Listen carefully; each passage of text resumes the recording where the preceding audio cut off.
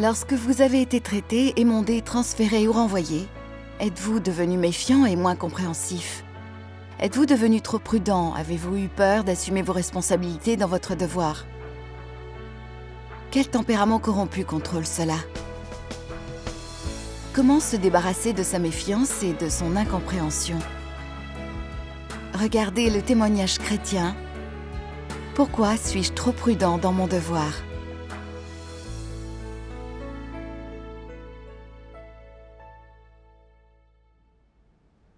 En mars 2021, je travaillais dans l'église comme graphiste. Arrogante dans mon devoir, je n'arrivais pas à travailler en harmonie avec les autres. Je perturbais le travail, j'ai donc été renvoyée. 2 mois plus tard, une superviseure s'est arrangée pour que je produise encore des images. Ça m'a vraiment touchée. Et en même temps, j'étais gênée. Si j'y retournais et que mon tempérament arrogant perturbait de nouveau le travail, n'allais-je pas être complètement exposée et chassée? Ne serait-ce pas la fin pour moi? À ce moment-là, je me suis dit, à mon retour, je dois réellement faire attention à mon comportement. Je ne dois pas agir de nouveau avec arrogance. Quand j'ai commencé, les sœurs ont vu que j'avais de l'expérience en graphisme. Elles venaient souvent me voir en cas de problème. Je faisais de mon mieux pour les aider. Mais si j'en disais trop, j'avais soudain tendance à me dire « Je parle beaucoup. Est-ce que je suis en train de parader? Et si jamais je dis une bêtise ?» Un jour, une sœur m'a dit que lorsque j'étais chef de groupe, je me fiais à ma grande expérience et guidais le travail des autres en fonction d'elles au lieu de chercher les principes. À cause de ça, des images ont dû être refaites et on a pris du retard. Cette fois, si j'induis une sœur en erreur, que je perturbe à nouveau le travail, serais-je renvoyée si la superviseuse le voit? Oublions ça, je parlerai moins, pour ne pas dire une bêtise et être responsable. Une fois, on parlait de la conception d'une image. Après examen, j'ai trouvé que la composition n'avait pas de sens. Mais j'ai hésité. S'il y a des problèmes à la conception, c'est un souci majeur. Il faudra redessiner et ajuster l'image tout entière. Dois-je en faire part? Si je ne dis rien et qu'il y a un vrai problème, il faudra refaire l'image. Mais ça fait déjà 2 jours que l'on parle de cette image. Si je dis qu'il y a un problème maintenant, que vont penser les sœurs de moi? Diront-elles que je veux juste attirer l'attention? Et si mon idée est fausse, est-ce que ça ne va pas retarder le travail? La superviseure imaginera-t-elle que je ne me suis pas repentie? Repérer un problème puis échanger avec tout le monde, c'est assumer ses responsabilités. En quoi est-ce démagogue? C'est vrai. Tu as donc fait part de tes idées? À ce moment-là, j'ai hésité, mais je n'ai pas osé. Plus tard, on terminait la conception du croquis. Mais la superviseure a dit qu'il y avait un problème et qu'il fallait le redessiner. Quand j'ai vu ce résultat, mon cœur s'est arrêté. Et je me suis dit, si j'avais soulevé ce problème avant, on aurait pu le résoudre. Et on n'aurait pas perdu de temps. C'est vrai. J'éprouvais un profond regret. Mais je me suis dit, je n'étais pas complètement sûre que mon idée était bonne. C'était peut-être mieux de ne rien dire. C'était tout. Je n'ai pas pensé ou réfléchi à la question. J'ai ensuite laissé passer. Ensuite, quand le groupe discutait les problèmes pour connaître les avis, j'étais très prudente. J'avais peur que mon opinion diffère de celle des autres et qu'on me considère comme quelqu'un d'arrogant. À chacune de mes suggestions, j'ajoutais donc « Ce n'est que mon avis personnel, je me trompe peut-être, vérifiez par vous-même. » Parfois, les sœurs faisaient des suggestions sur mes images. Je savais que certaines n'étaient pas conformes aux principes. Mais si je les leur refusais, j'avais peur qu'elles disent que j'étais arrogante. Je les acceptais donc à contre-cœur, pensant qu'en cas d'erreur, ça ne serait pas ma faute. Ce n'est pas le bon état. Suivre des suggestions aveuglément, quand on les sait inappropriées, ce n'est pas être responsable dans son travail. C'est certain. Donc après modification, certains avis étaient bien inappropriés et on devait refaire les images retardant le travail. Voilà la situation.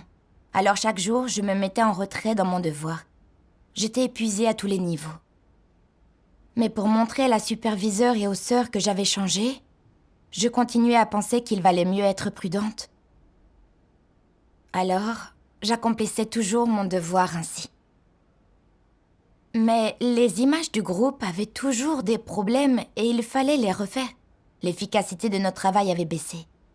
Mon cœur engourdi a finalement compris que mon état n'était peut-être pas bon et qu'il fallait réfléchir sur moi-même. Alors j'ai prié Dieu, lui demandant de m'éclairer pour comprendre mes problèmes. Lors d'une réunion, j'ai lu un passage des paroles de Dieu et j'ai mieux compris mon état.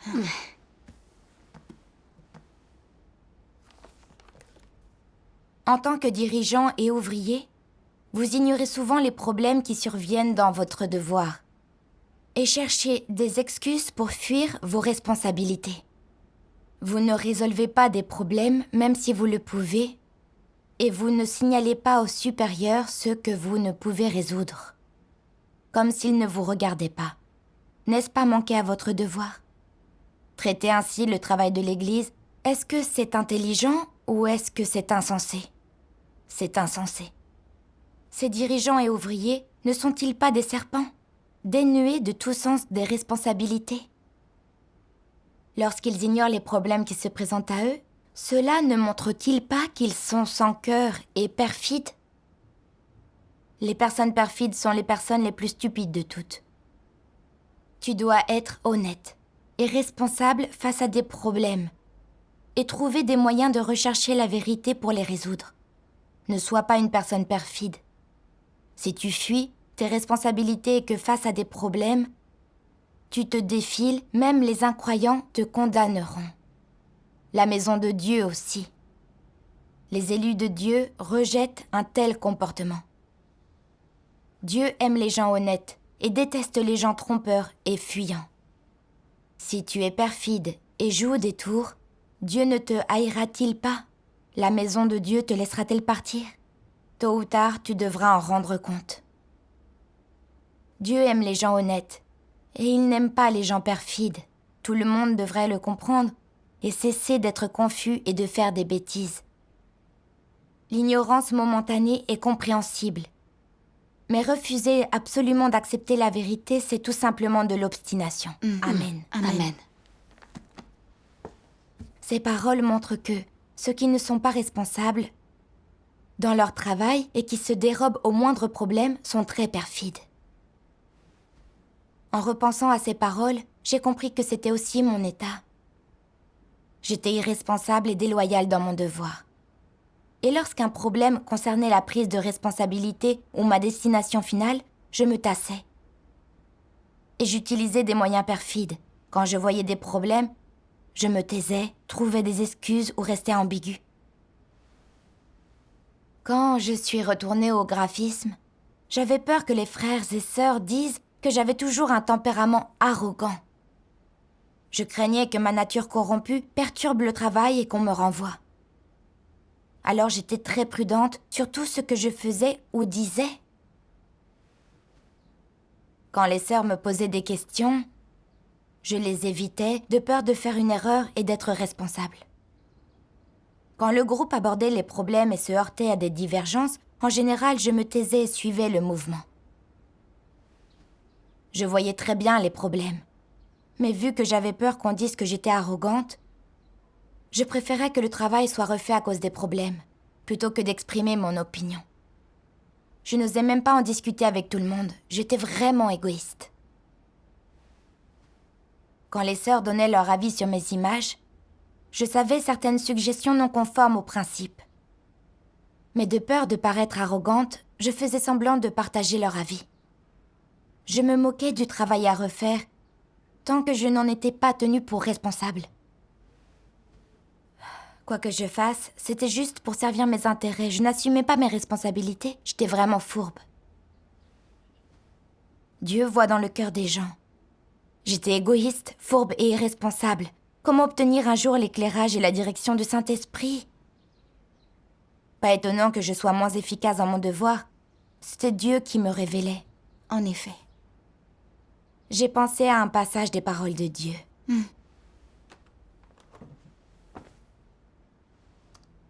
Dieu Tout-Puissant dit : Si les gens aiment la vérité, ils auront la force de poursuivre la vérité et pourront travailler dur pour pratiquer la vérité. Ils pourront abandonner ce qui doit être abandonné et renoncer à quoi il faut renoncer. En particulier, les choses qui concernent ta renommée, ton gain et ton statut doivent être abandonnées. Si tu n'y renonces pas, cela signifie que tu n'aimes pas la vérité et que tu n'as pas la force de poursuivre la vérité. Quand il t'arrive quelque chose, tu dois rechercher la vérité. Si à ces moments où tu as besoin de pratiquer la vérité, tu as toujours un cœur égoïste et que tu ne peux pas renoncer à ton intérêt pour toi-même, tu seras incapable de mettre la vérité en pratique. Si tu ne cherches et ne pratiques la vérité en aucune circonstance, tu n'es pas une personne qui aime la vérité. Quel que soit le nombre d'années depuis lequel tu crois en Dieu, tu n'obtiendras pas la vérité. Certaines personnes recherchent toujours la gloire, le gain et l'intérêt pour elles-mêmes. Quel que soit le travail que l'Église leur destine, elles délibèrent toujours, pensant « Est-ce que cela me sera bénéfique ? Si oui, je le ferai. Sinon, je ne le ferai pas. » Une telle personne ne pratique pas la vérité. Alors, peut-elle bien accomplir son devoir ? Certainement pas. Même si tu ne fais pas le mal, tu n'es tout de même pas une personne qui pratique la vérité. Si tu ne poursuis pas la vérité, que tu n'aimes pas les choses positives et que, quoi qu'il t'arrive, tu ne te soucies que de ta réputation et de ton statut, de ton intérêt pour toi-même et de ce qui est bon pour toi, alors tu es une personne qui n'est motivée que par son intérêt pour elle-même, et tu es égoïste et méprisable. Une telle personne croit en Dieu pour obtenir quelque chose de bien ou d'avantageux pour elle, non pour obtenir la vérité ou le salut de Dieu. Par conséquent, ces gens-là sont des non-croyants. Les gens qui croient vraiment en Dieu sont ceux qui peuvent rechercher et pratiquer la vérité, car ils reconnaissent dans leur cœur que Christ est la vérité et qu'ils doivent écouter les paroles de Dieu et croire en Dieu comme Dieu l'exige. Si tu désires pratiquer la vérité quand il t'arrive quelque chose, mais que tu tiens compte de ta réputation, de ton statut et de ton image, ce sera difficile. Dans une telle situation, par la prière, la recherche, la réflexion sur eux-mêmes et la prise de conscience d'eux-mêmes, ceux qui aiment la vérité pourront abandonner ce qui est dans leur propre intérêt ou bon pour eux, pratiquer la vérité et obéir à Dieu. Ces personnes sont celles qui croient vraiment en Dieu et aiment la vérité. Et quelle est la conséquence lorsque les gens pensent toujours à leur intérêt pour elles-mêmes, lorsqu'ils essaient toujours de protéger leur orgueil et leur vanité, lorsqu'ils trahissent un tempérament corrompu sans chercher la vérité pour le corriger? C'est qu'ils n'ont pas d'entrée dans la vie. C'est qu'ils manquent d'expérience vraie et de vrais témoignages. Et c'est dangereux, n'est-ce pas? Si tu ne pratiques jamais la vérité, si tu manques d'expérience et de témoignages, alors en temps voulu, tu seras exposé et chassé. À quoi servent les gens sans expérience ni témoignage dans la maison de Dieu? Ils sont voués à mal faire n'importe quel devoir. Ils ne peuvent rien faire correctement. Sont-ils autre chose que des déchets? Si les gens ne pratiquent jamais la vérité après des années de croyance en Dieu, ils font partie des non-croyants. Ils sont mauvais. Si tu ne pratiques jamais la vérité, si tes transgressions deviennent de plus en plus nombreuses, alors ton sort est scellé. Il est clair que toutes tes transgressions, le chemin erroné que tu empruntes et ton refus de te repentir, tout cela se combine en une multitude de mauvaises actions. Et donc, ton sort, c'est d'aller en enfer, d'être puni. Amen. Amen. Après l'avoir lu, j'étais vraiment très remuée. Avant, je pensais que ce n'était pas grave de ne pas donner mon avis et de suivre le mouvement. Mais après avoir lu ces paroles, j'ai compris que ne penser qu'à soi face aux problèmes, se protéger soi en cas de conflit entre ses intérêts et ceux de l'Église, et préférer nuire au travail au lieu de pratiquer la vérité était mal. En effet.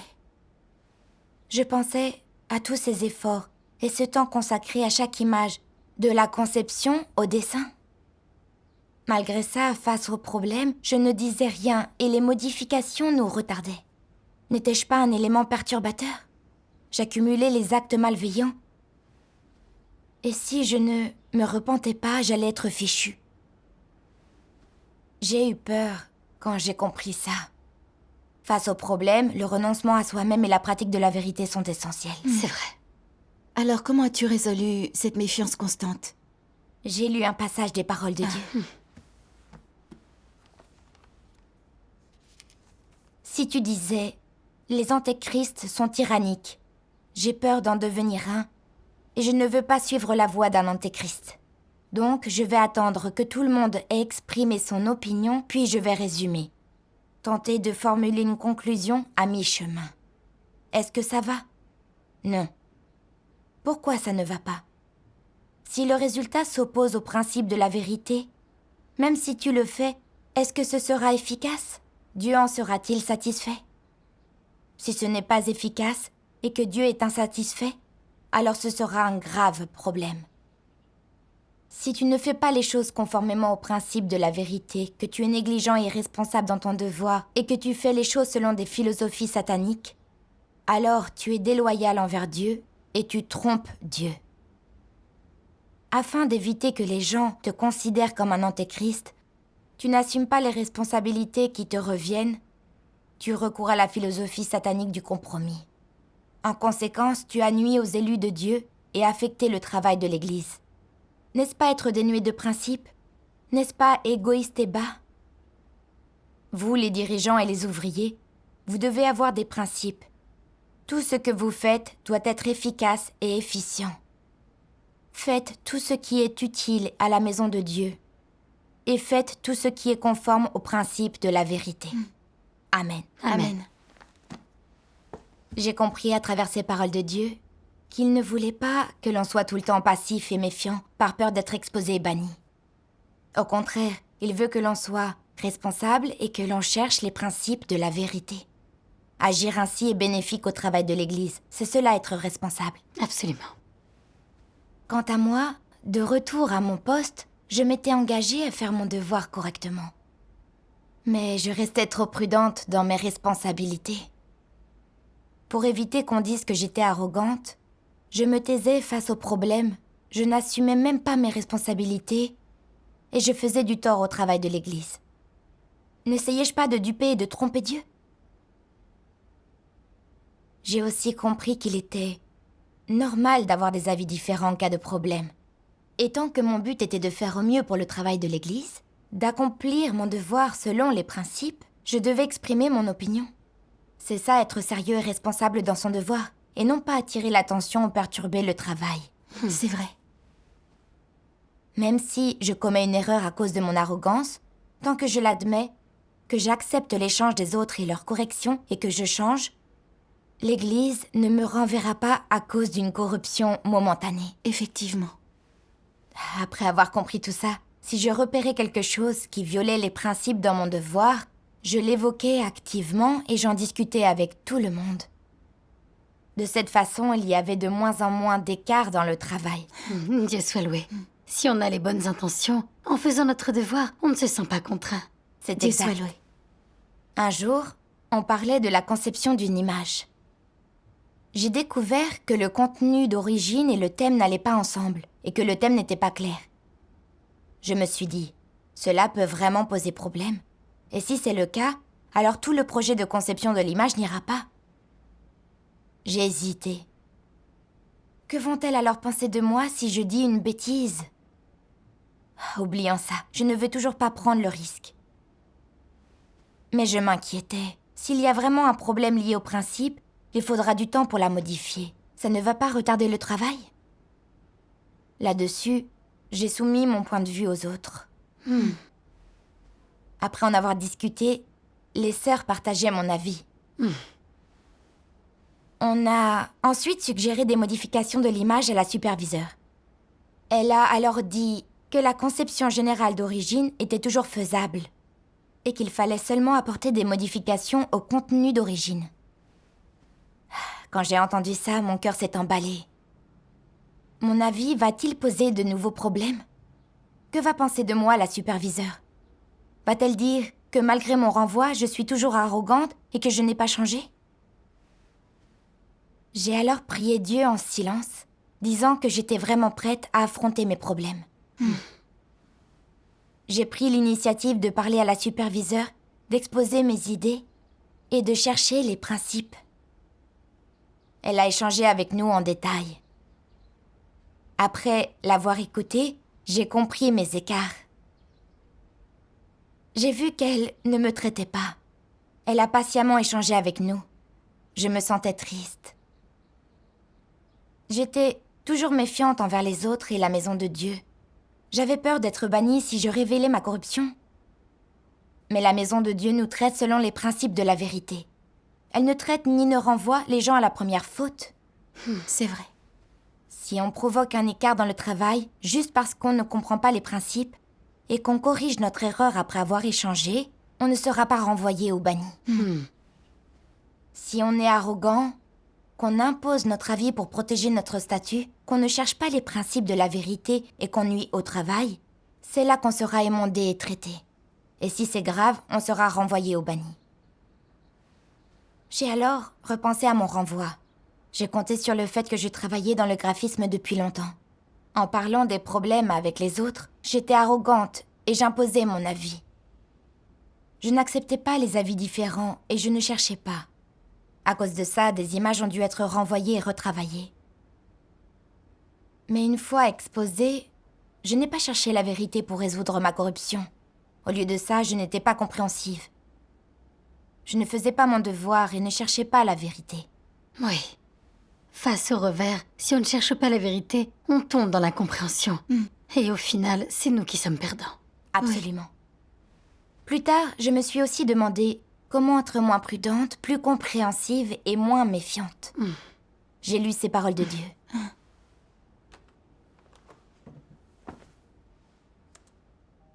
Dieu Tout-Puissant dit : certains suivent leur propre volonté lorsqu'ils agissent.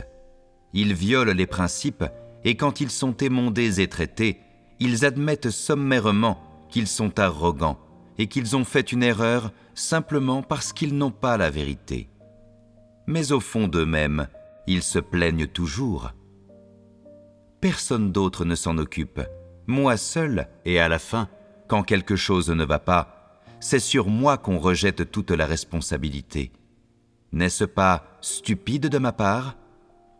Je ne peux pas faire la même chose la prochaine fois, tendre le cou comme ça. Le clou qui dépasse sera enfoncé à coups de marteau. Que pensez-vous de cette attitude ? Est-ce une attitude de repentance ? Non. De quelle attitude s'agit-il ? Ne sont-ils pas devenus fuyants et trompeurs ? Au fond d'eux-mêmes, ils se disent « J'ai de la chance cette fois-ci. Cela ne s'est pas transformé en catastrophe. On dirait qu'une chute dans le fossé est un gain pour la sagesse. Je dois être plus prudent à l'avenir. » Ils ne cherchent pas la vérité, mais se servent de leur mesquinerie et de leur manigance sournoise pour s'occuper de la question et la gérer. Peuvent-ils gagner la vérité de cette façon ? Non, car ils ne se sont pas repentis. La première chose à faire quand tu te repens, c'est de reconnaître que tu as mal fait.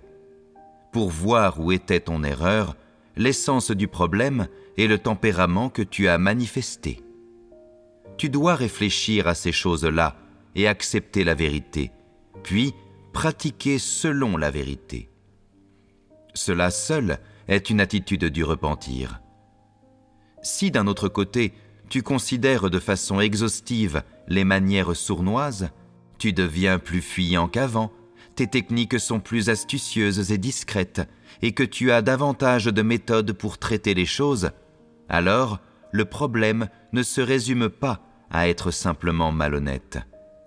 Tu utilises des moyens sournois et tu as des secrets que tu ne peux pas divulguer. C'est mal. Non seulement tu ne t'es pas repenti, mais tu es devenu plus fuyant et trompeur.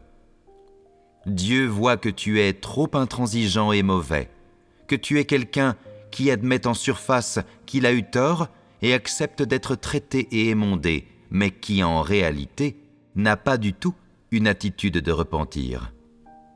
Pourquoi disons-nous cela ? Parce que, pendant que cet événement se produisait, ou par la suite, tu n'as pas cherché la vérité et tu n'as pas pratiqué selon la vérité. Ton attitude consiste à utiliser les philosophies, la logique et les méthodes de Satan pour résoudre le problème. En réalité, tu évites le problème et tu l'enrobes dans un bel emballage pour que les autres n'en voient aucune trace, n'en laissant rien paraître. À la fin, tu te crois très malin. Voilà les choses que Dieu voit, plutôt que de constater que, véritablement, tu as réfléchi, t'es confessé et repenti de ton péché dans le contexte de ce qui t'arrive, puis que tu as fini par chercher la vérité et pratiquer selon la vérité. Ton attitude ne consiste pas à chercher la vérité ou à pratiquer la vérité, ni à te soumettre à la souveraineté et aux arrangements de Dieu. Elle consiste à employer les techniques et les méthodes de Satan pour résoudre ton problème. Tu donnes aux autres une fausse impression et résistes au fait d'être exposé par Dieu. Et tu es sur la défensive et dans la confrontation quant aux circonstances que Dieu a orchestrées pour toi. Ton cœur est plus fermé qu'avant et séparé de Dieu. De la sorte, un bon résultat peut-il en découler ? Peux-tu quand même vivre dans la lumière, profiter de la paix et de la joie ? Non. Si tu évites la vérité et que tu évites Dieu, tu tomberas à coup sûr dans les ténèbres et tu pleureras et grinceras des dents. Un tel état est-il répandu chez les gens ? Oui. Certains se mettent souvent en garde. J'ai été traité cette fois. La prochaine fois, il faut que je sois plus malin et plus prudent. Se montrer malin est le fondement de la vie, et ceux qui ne le sont pas sont des imbéciles. Si toujours tu te guides et te mets en garde ainsi, progresseras-tu un jour ? Seras-tu capable de gagner la vérité ? Si un problème t'arrive, tu dois chercher et comprendre un aspect de la vérité et gagner cet aspect de la vérité. Que peut-on accomplir en comprenant la vérité ? Quand tu comprends un aspect de la vérité, tu comprends un aspect de la volonté de Dieu. Tu comprends pourquoi Dieu t'a infligé cela, pourquoi il exigerait une telle chose de toi, pourquoi il orchestrerait des circonstances pour te châtier et te discipliner de la sorte, pourquoi il se servirait de ce domaine pour t'émonder et te traiter, et pourquoi tu es tombé, as échoué et as été exposé dans ce domaine. Si tu comprends ces choses-là, tu seras capable de poursuivre la vérité et accompliras l'entrée dans la vie. Si tu ne comprends pas ces choses-là et n'acceptes pas ces faits, mais persistes à t'y opposer et à leur résister, à utiliser tes propres techniques pour te déguiser et à faire face à tous les autres et à Dieu avec des expressions du visage artificiel, alors tu seras à jamais incapable de gagner la vérité. Amen. Cette parole de Dieu est limpide. Pour être moins méfiante, le mieux est de chercher à comprendre les vérités sur les sujets pertinents. En effet. Face à l'échec, si on ne cherche pas la vérité pour résoudre nos problèmes, qu'on pense plutôt à se cacher derrière un masque et qu'on règle les problèmes avec mesquinerie et sournoiserie, ce n'est pas juste fourbe, mais un tempérament mauvais. Ouais. Ce genre de personne n'obtiendra jamais la vérité. C'est sûr. Et quand j'ai été renvoyée, la dirigeante a exposé mon arrogance, mon refus d'écouter les autres. Sur le moment, je l'ai reconnu et accepté. Mais ensuite, je n'ai pas cherché la vérité pour résoudre mon tempérament corrompu. En retournant travailler, j'avais peur d'être bannie si je perturbais encore le travail de l'Église. J'ai donc adopté des philosophies de Satan comme protège-toi des reproches et mieux vaut prévenir que guérir pour me protéger. J'émettais rarement mon avis ou des conseils. Je ne prenais pas la parole en première. J'étais encore plus fourbe qu'avant. Je ne disais rien en cas de problème dans un croquis. Je me taisais même quand des idées n'étaient pas conformes aux principes. Vu de l'extérieur, j'avais l'air obéissante, mais je ne m'étais pas vraiment repentie. Je prétendais juste me soumettre et avoir changé. N'était-ce pas tromper mes frères et sœurs ainsi que Dieu? C'est là que j'ai vu que je ne m'étais pas repentie après avoir été renvoyée. Le pire est que j'étais sans cesse calculatrice, essayant de me protéger par tous les moyens et de cacher mon tempérament corrompu. J'étais devenue encore plus fourbe qu'avant. J'avais un tempérament malveillant. Je pensais être maligne et qu'utiliser la supercherie m'éviterait de révéler ma corruption. Mais avec l'expérience, j'ai compris qu'un tempérament corrompu ne peut être vaincu par l'effort humain et ne peut être résolu en se fiant aux philosophies sataniques. C'est par le jugement et le châtiment de Dieu, en étant émondé, que l'on peut réussir à changer. C'est vrai. C'est vrai. Dieu connaît notre corruption. Il sait que nous manquons parfois à nos devoirs. Mais il ne veut pas que l'on se cache derrière un masque en cas de problème. Au contraire, il veut que l'on soit ouvert, que l'on fasse face à nos échecs et que l'on se repente et change.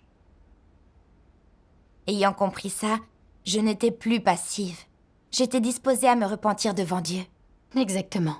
Face à l'échec et au revers, c'est en cherchant la vérité, en réfléchissant, en comprenant réellement la vérité et en vivant l'amour et le salut de Dieu que la passivité et l'incompréhension cessent. Absolument. Plus tard, j'ai lu un passage des paroles de Dieu et j'ai compris le chemin de pratique.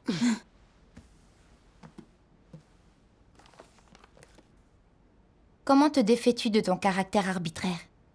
Par exemple, s'il t'arrive quelque chose et que tu as tes propres idées et plans, avant d'avoir déterminé tes actions, tu dois rechercher la vérité. Et tu dois au moins échanger avec les autres sur ce que tu penses et crois à ce sujet, en leur demandant de te dire si tes idées sont correctes et conformes à la vérité, et de tout vérifier pour toi. C'est la meilleure façon de se débarrasser de ce qui est arbitraire. D'abord, tu peux éclairer ton point de vue et chercher la vérité. C'est la première étape que tu mets en pratique pour résoudre l'arbitraire et les réflexions. La deuxième survient quand d'autres personnes ont des avis divergents. Quelle pratique établir pour éviter d'être arbitraire? Tu dois d'abord être humble, mettre de côté ce que tu crois être juste et laisser les autres échanger. Même si tu crois bien agir, n'insiste pas, c'est un pas en avant. Cela démontre une attitude de recherche de la vérité, de déni de soi et de satisfaction de la volonté de Dieu. Avec cette attitude-là, et ne t'accrochant pas à ton opinion, tu devrais prier, chercher la vérité auprès de Dieu. Puis chercher une base dans ses paroles, déterminer comment agir sur la base des paroles de Dieu. C'est la pratique la plus appropriée et la plus juste. Amen. Après avoir lu ces paroles, j'ai compris que lorsqu'on a des idées et des opinions dans une discussion, il faut avoir un cœur qui cherche. Donner son avis, ce n'est pas forcer les autres à être d'accord. Au contraire, c'est pour pouvoir en discuter ensemble et chercher les principes de la vérité. C'est la seule approche sensée. C'est une attitude qui protège le travail de l'Église. Si on agit selon son tempérament arrogant, on devient facilement obstiné et on force les autres à nous écouter. On ne craint pas Dieu et on ne lui obéit pas. C'est exact. Surtout quand tes opinions sont différentes, il est primordial de renoncer à soi, prier et chercher. C'est vrai. De cette façon, on peut facilement recevoir l'éclairage du Saint-Esprit. Et on ne nuit pas au travail de l'Église en adhérant à notre idée. et en résistant à Dieu. Absolument. Absolument. Plus tard, en parlant de conception avec les frères et sœurs, j'ai partagé ouvertement mes idées ainsi que mes opinions. Et même si je pensais avoir raison, je n'étais pas bornée. Face à différents avis, je priais et je cherchais. J'acceptais humblement les avis conformes aux principes. S'ils ne l'étaient pas, je restais sur mes positions, j'échangeais et nous en parlions. C'est faire son devoir selon le cœur de Dieu. En effet. J'ai encore lu ces paroles, qui ont clarifié comment résoudre ma fourberie et ma méfiance.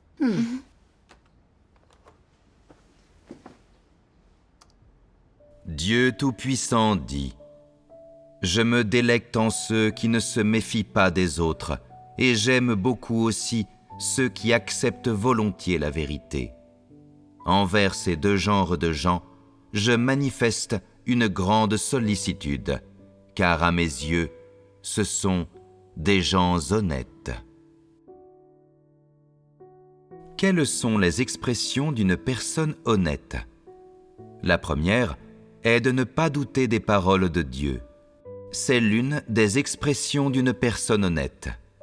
L'expression la plus importante d'une personne honnête, en outre, est de rechercher et de pratiquer la vérité en toutes choses.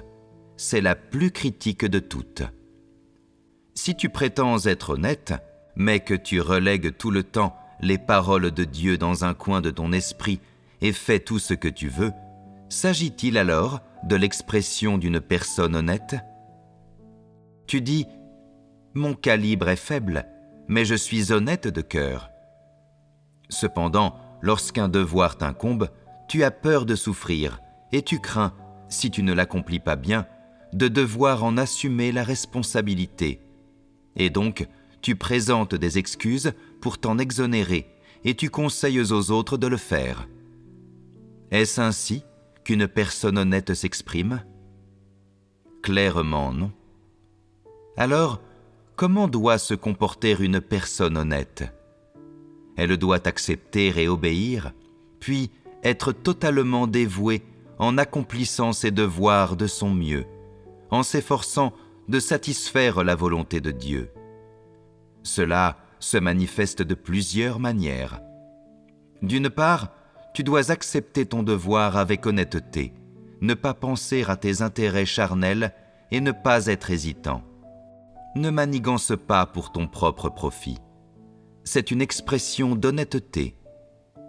Une autre façon consiste à accomplir ton devoir de tout ton cœur et de toutes tes forces, de bien faire les choses, de mettre ton cœur et ton amour dans l'accomplissement de ton devoir afin de satisfaire Dieu. C'est ce qui doit être exprimé quand les honnêtes gens font leur devoir. Si tu ne réalises pas ce que tu sais et que tu as compris, si tu ne fournis que 50 à 60% de ton meilleur effort, alors tu n'y mets pas tout ton cœur, ni toutes tes forces. Tu cherches des moyens de te relâcher.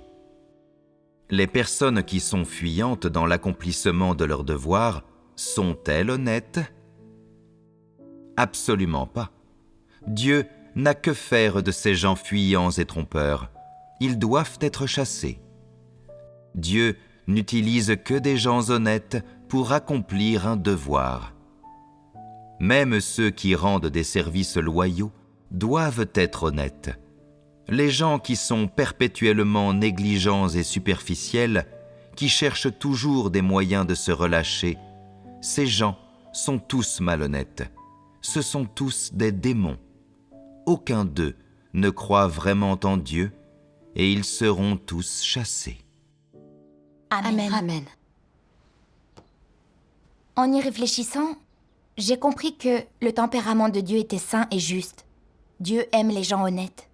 Envers Dieu, ces gens ont un cœur sincère. Envers les autres et Dieu, ils ne sont pas méfiants. Ils acceptent l'examen de Dieu en tout. Ils ne sont pas faux dans leurs devoirs. Ils ne ménagent pas leurs efforts pour faire ce qu'ils doivent faire. Ils respectent les principes, même s'ils doivent assumer leurs responsabilités. Ils font bien leurs devoirs pour satisfaire Dieu. Seuls ceux qui agissent ainsi peuvent obtenir son approbation. Et ce sont les seuls vrais sages. En effet. Mais pour me protéger, je n'ai rien dit. quand j'ai vu des problèmes, ce qui a nui au travail. Même si en apparence, je n'étais pas responsable, c'était en réalité dû au fait que je ne pratiquais pas la vérité. Il y avait des principes que je ne saisissais pas et je ne voyais qu'une partie du problème. Les écarts dans mes avis étaient donc inévitables. Mais une personne honnête traite ses défauts correctement, accepte la vérité, l'échange et les corrections des autres, peut résumer ses écarts et saisir les principes clés. Si ses erreurs entravent le travail, elle peut l'admettre, avec courage et changer. En le comprenant, mon cœur s'est illuminé. J'y voyais plus clair sur les principes que je devais pratiquer dans mon devoir. Ensuite, quand je discutais des problèmes avec les sœurs, je priais Dieu, j'ajustais mes intentions et je pratiquais la vérité. Un jour, je discutais de la conception d'une image avec 3 autres sœurs. Elles ont dit que c'était infaisable. Mais je pense exactement le contraire. Je me suis dit, elles ont toutes les 3 le même avis. Si j'exprime une opinion différente, vont-elles dire que je suis arrogante ? Dois-je juste me taire ? Mais cette conception était nouvelle et le thème clair. Selon les principes, c'était faisable. Si je m'en tenais juste à leur avis, n'était-ce pas gâcher un bon projet graphique ? J'ai pensé aux gens honnêtes, qui font bien leur devoir selon les principes. Alors j'ai exposé mon avis et les principes pertinents. Après notre discussion, on a convenu que mon avis était le plus conforme aux principes. J'étais très reconnaissante envers Dieu pour sa direction. Et j'ai vu qu'agir selon les principes nous apporte la paix. Oui. Alors, depuis petit à petit, j'ai arrêté d'être trop prudente et d'être trop méfiante. Je peux discuter de mon opinion avec tout le monde. Mon cœur est plus pur quand je fais mon devoir. Je suis devenue plus efficace dans mon devoir. Grâce aux paroles de Dieu, j'ai acquis ce savoir et ai pu changer. Exactement. Dieu soit loué. Dieu soit loué.